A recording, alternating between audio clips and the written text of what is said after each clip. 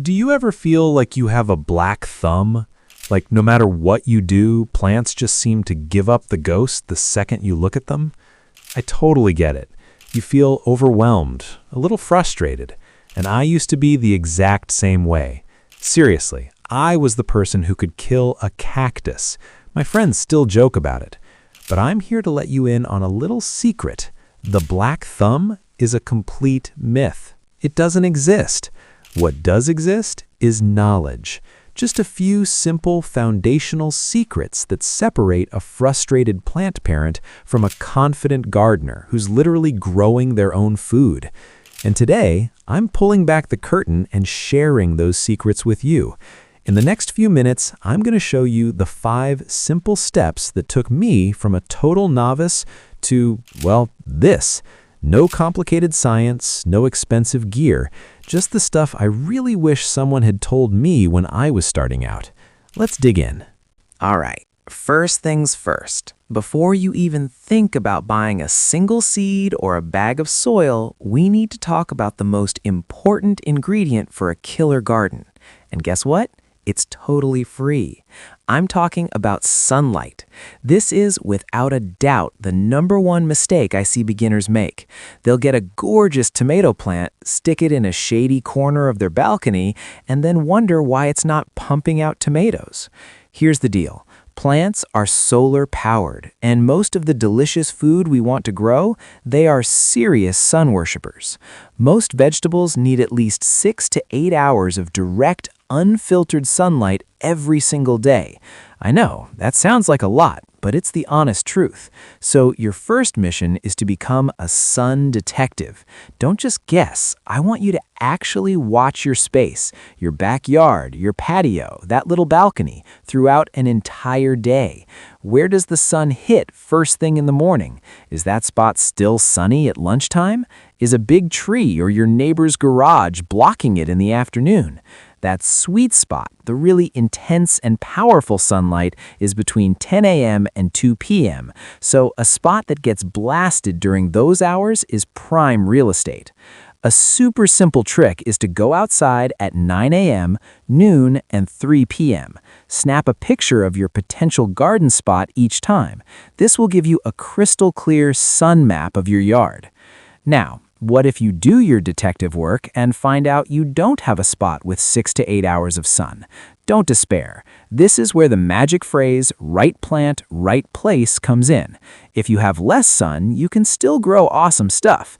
Leafy greens like lettuce, kale, and spinach, plus a ton of herbs, can do just fine with 4 to 5 hours of gentle morning sun. Just know that those sun-loving, fruit-producing plants like tomatoes, peppers, and cucumbers will definitely struggle. So, rule number 1, be honest about your sunlight and choose plants that will actually be happy there. It's the foundation for everything. Okay, so you've mapped out your sun. Now let's talk about what you'll be growing in. You've basically got 2 choices: gardening straight in the ground or gardening in containers. Both are awesome, but for a true beginner, I almost always recommend starting with containers or a raised bed. Here's why. Clay or super sandy, and getting it right can feel like a science experiment. With a container, you get to skip all that drama. You start with the perfect home for your plants from day 1. Containers are also a small space game changer. A balcony, a patio, even a front step. If you've got sun, you can have a garden. The trick is to go with a larger container than you think you need. I know those little pots are cute, but they dry out in a flash and cramp your plant's roots. A bigger pot holds more soil, which holds more moisture, meaning less watering for you and a much happier plant. For something like a single tomato or zucchini plant, you'll want a pot that's at least 5 gallons. Think the size of a standard paint bucket. For herbs and lettuce, a long window box or a 12-inch wide pot is perfect. And this part is non-negotiable. Whatever container you choose, it absolutely must have drainage holes. If water can't escape, the soil gets waterlogged and the roots will literally drown. No drainage is a guaranteed death sentence. If you find the perfect pot but it has no holes, grab a drill and make some yourself. If you have a bit more space and ambition, a raised bed is your best friend. A simple 4x4 foot frame is a fantastic starting point. It's small enough that it won't feel overwhelming, but big enough to grow a surprising amount of food. And just like with pots, you get to fill it with perfect soil right from the get-go. If you only remember one thing from this entire video, let it be this. Great gardeners don't grow plants, they build great soil. The real secret to a garden that's bursting with life isn't some miracle fertilizer. It's the rich, living soil you give your plants to live in. Think of it like building a house. Your soil is the foundation. If that foundation is weak, the whole house is unstable, no matter how pretty the paint is. Healthy soil does three critical things. It provides nutrients, it holds on to water like a sponge, and it has tiny air pockets so the roots can breathe. This is where beginners get freaked out, but I'm going to make it painfully simple. Do not, I repeat, do not just dig up dirt from your yard and throw it in a pot. It will compact into a concrete-like brick. It won't drain, and it will suffocate your plants. Instead, you're going to make the single most important investment in your garden. Buy a high-quality potting mix or raised bed soil from a garden center. This stuff is literally engineered for success. It's light, it's fluffy, and it has ingredients that help it hold moisture while also letting excess water drain away. What's the secret sauce in these bags? It's all about the organic matter, things like compost, aged bark, or cocoa coir. This stuff is the lifeblood of your soil. It feeds your plants, creates that perfect structure, and helps retain moisture. When I'm setting up a new bed, I aim for a mix that is loaded with compost. You can buy it in bags and mix it right into your potting soil to make it even richer. Don't overthink it. The secret is just to start with the good stuff. Do that, and you are 90% of the way to an amazing harvest. Hey, just jumping in real quick. Are you getting some value out of this? If these tips are making you feel a little more confident, do me a huge favor and hit that subscribe button. I post new videos every single week with simple, no-nonsense advice to help you grow your own food, and I'd love for you to be a part of this community. Okay, now for the really fun part, picking your plants. You've found your sun, picked your container, and filled it with beautiful soil. Now it's time to decide what to grow. My advice here is simple. Start with what you actually love to eat and pick things that are known for being easy. You want to build your confidence with some quick, satisfying wins. So what are the easiest veggies for beginners? Leaf lettuce is my #1 pick. You can grow it from seed, it pops up incredibly fast, you can be harvesting in just a few weeks, and many types are cut and come again, which means you can snip off the outer leaves for a salad and the plant will just keep on giving. Radishes are another speed demon. They can be ready in as little as 3 or 4 weeks. Bush green beans are also super rewarding. They grow easily from a seed planted right in your pot and are incredibly productive. If you want to try something a bit bigger, zucchini or summer squash are famously easy. So easy, you'll be leaving them on your neighbor's doorsteps. Just 1 or 2 plants is more than enough for a family. And of course, what's a garden without a tomato plant? I'd suggest starting with a cherry tomato variety.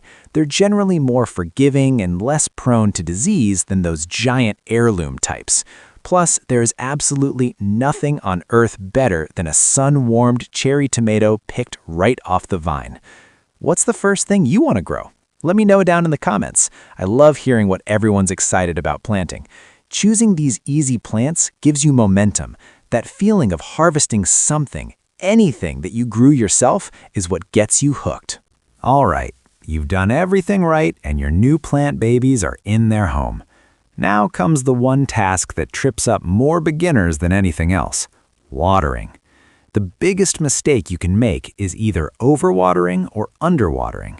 The tricky part is they can both look the same. The plant gets all sad and droopy. So how do you know what to do?